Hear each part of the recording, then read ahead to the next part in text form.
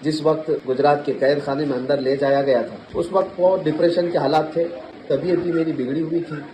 اندر جا رہا ہوں تو دو قیدی کھڑے ہیں اور وہ اپنی جالیوں میں سے وہیں سے اندر سے پکار کر کے کہتے ہیں کچھ دیر کی خاموشی۔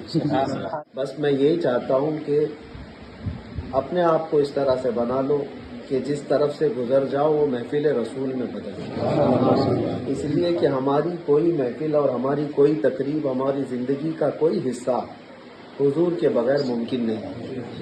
وہ جو نہ ہو تو کچھ نہیں، وہ جو نہ تھے تو کچھ نہیں، جان ہے وہ جہان کی اور جان ہے تو جہان۔ حضور پاک صلی اللہ تعالی علیہ وسلم کی بات کرتے کرتے آج ہماری بات بن گئی، میری بات بن گئی ہے تیری بات کرتے کرتے۔ حضور پاک صلی اللہ تعالی علیہ وسلم کی بارگاہ میں جب کوئی مدح سرائی کرتا ہے تو حقیقت میں وہ حضور کی بلندی یا حضور کو بڑھاتا نہیں ہے، حضور کی شان تو اللہ نے پہلے سے بڑھا رکھی ہے۔ جو حضور کی تعریف کرتا ہے وہ خود اپنی شان بڑھاتا ہے، اس کی اپنی شان بلند ہوتی ہے۔ اسی لیے دنیا میں جو نبی پاک صلی اللہ علیہ وسلم کی بات کرتا ہوا دیکھا گیا وہ پھر لوگوں کے دلوں پر راج کرتا ہوا بھی دیکھا گیا۔ 100 سال گزر جانے کے بعد آج بھی ہماری محفلوں میں اعلیٰ حضرت کا نام زندہ ہے۔ اس کی وجہ کیا ہے؟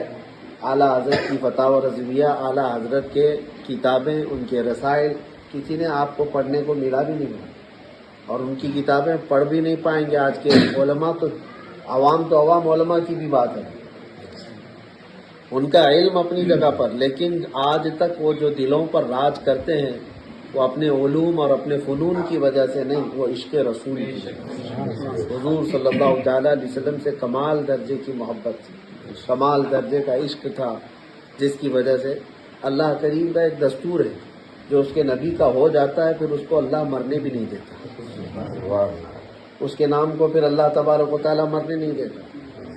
آج بلغ العلا بکمالہ کشف الدجی بجمالہ حسنت جمیع خصالہ صلوا علیہ وآلہ، یہ حضور کی تعریف میں بولے ہوئے جملے ہیں۔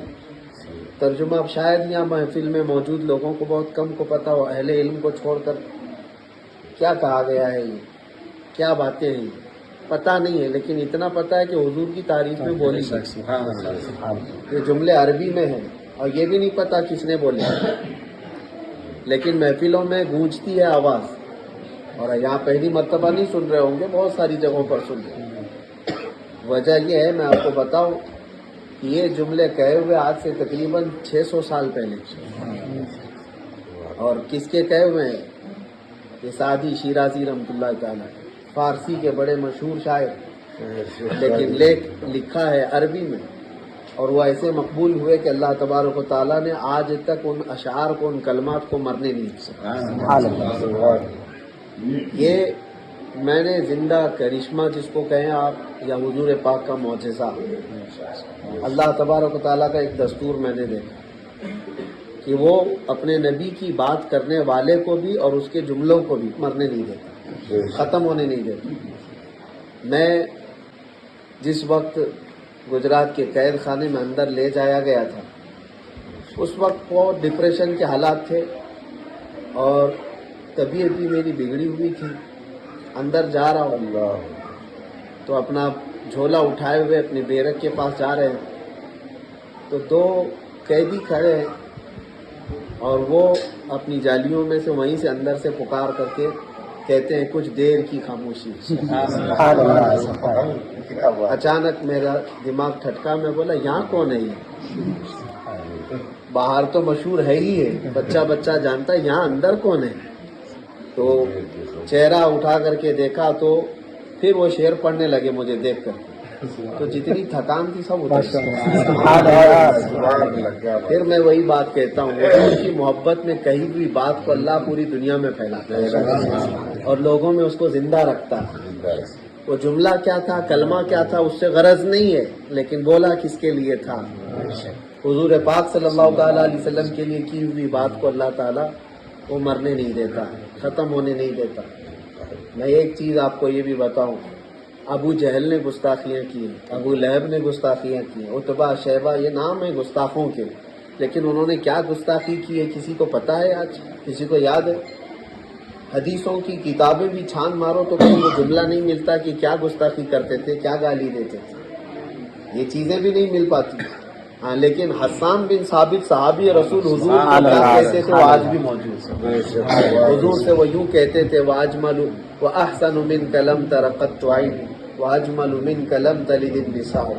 حضور کو دیکھتے تو یوں کہتے یا رسول اللہ آپ سے زیادہ حسین و جمیل میری آنکھوں نے دیکھا نہیں، آپ سے زیادہ خوبصورت کسی ماں نے جنائی نہیں. یہ جملے تعریف میں کہے ہوئے تھے، حضور کی محبت میں کہے ہوئے تھے. 1400 سال گزر گئے، جملے آج بھی وہ تازہ ہیں اور آج بھی موجود ہیں. لیکن گستاخوں کے جملے موجود نہیں. گستاخ بھی مریں گے، جملے بھی مریں گے، لیکن زندہ کوئی چیز ہے تو اسی کو اعلیٰ حضرت فرماتے رہے گا یوں ہی ان کا پڑے خاک ہو جائیں جل جانے والے.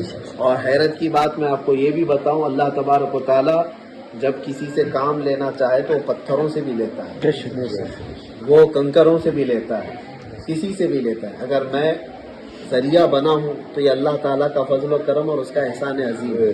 نہ یہ کہ ہماری زبان کا کمال ہے، نہ یہ کہ ہمارا کوئی اپنا پرسنل جادو ہے. اللہ تعالیٰ جب جس سے جو کام لینا چاہے اس کا فضل ہے. میں آپ کو ایک چیز اپنی اور بتاتا ہوں.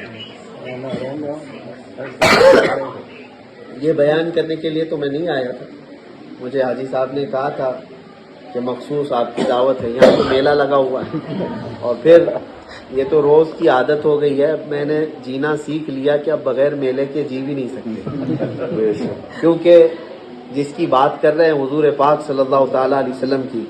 ایک بزرگ نے فرمایا تھا کہ پھر وہ آدمی جو حضور کی محبت میں بات کرے اور اپنے آپ کو 70 پردوں میں چھپا کر رکھنا چاہے تب بھی اللہ اس کو ظاہر کرتا ہے.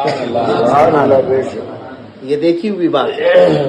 70 پردوں میں بھی آدمی اپنے آپ کو چھپانا چاہے لیکن اللہ تعالیٰ اس کو چھپنے نہیں دیتا. اس کو ڈی مورلائزیشن کرنے کے لیے، اس کو ڈی گریڈ کرنے کے لیے، اس کے حوصلوں کو توڑنے کے لیے پوری بڑی بڑی طاقتیں لگی رہتی ہیں. لیکن اللہ تبارک و تعالیٰ اس کے نام کو، اس کے کام کو کسی نہ کسی طرح زندہ قائم رکھتا ہے. اب میں جو چیز بتاتا ہوں اسی پر لمبی گفتگو نہیں کروں گا، بہت دیر سے شاید یہاں بیٹھے ہوئے ہیں، تھکے بھی ہیں. اندر ایک اور عجیب و غریب چیز ہمارے لیے، محرم کا مہینہ تھا، یادیں تازہ ہو رہی تھی کہ پہلی محرم سے لے کر 10ویں محرم تک مسلسل کئی سالوں تک میں نے کربلا کے بیانات کیے. ہبلی والوں کو تو اچھی طرح سے یاد ہے، اور ہبلی کی جو تاریخ ہے آج بھی یاد کرتے ہیں کہ وہ پورے ہبلی ایک جگہ جمع ہو جاتی تھی امام حسین کے نام پر، مومن پلاٹ میں، کولپیٹ میں، تو ہر جگہ سے گلیاں راستے بھر جاتے. وہ یادیں تازہ ہوتی رہتی ہیں. محرم آتا ہے